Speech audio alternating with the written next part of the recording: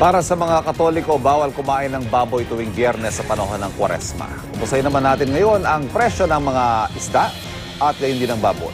Mula sa Kamaring Market, may live report. Juan Aquino. Juan.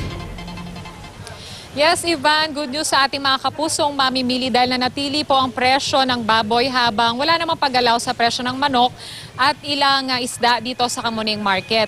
Ang baboy, 180 pesos ang kada kilo. Ang liempo naman, 195 pesos ang per kilo at ang ribs naman, nasa 160 pesos ang kada kilo. Ayon sa nagtitinda namin nakausap, maayos at wala naman daw problema ang kanilang supply. Di naman nagbago ang presyo ng manok na 140 pesos ang kada kilo. Nanatili din ang presyo ng ilang isda maliban sa presyo ng Pangasinan bangus na ngayon ay 140 to 150 pesos na kada kilo. Ang galunggong 140 pesos ang kada kilo, ang tilapia 100 pesos ang kada kilo at ang tulingan naman 140 pesos ang kada kilo. Narito ang pahayag ng isa sa mga tindera na ating nakausap.